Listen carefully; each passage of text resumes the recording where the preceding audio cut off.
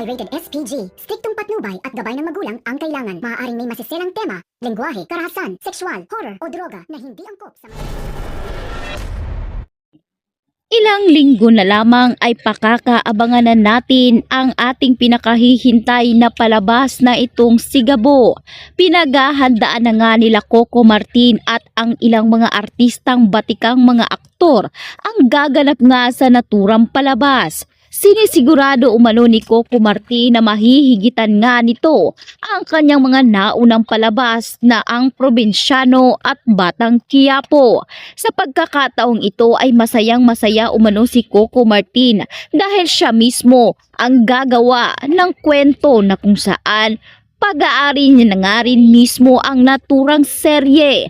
Kaya naman pinagbubutihang mabuti ni Coco Martin ang kanyang nalalapit na palabas. Samantalang inamin nga ni Coco Martin na kinakailangan lang nila ng konting pahinga dahil ibibigay umano nila ang pinakamagandang pelikula na hinihilinga ng taong bayan. Siguradong kagigiliwan umano ito dahil pangpamilya at pangmasa ang naturang kwento.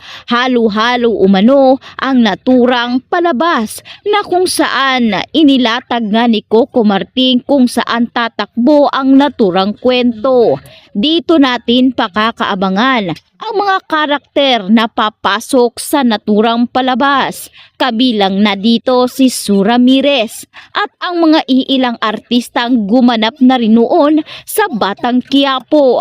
Sinabi ni Coco Martin na kinakailangan niya lang ng pahinga at ng kanyang mga staff dahil 3 taon umano nilang pinag-igihan ng Batang Quiapo at sa huling taping nila ay ibinigay umano nila ang kanilang lahat-lahat na lakas para maibigay sa taong bayan ang pinakamagandang ending ng Batang Quiapo.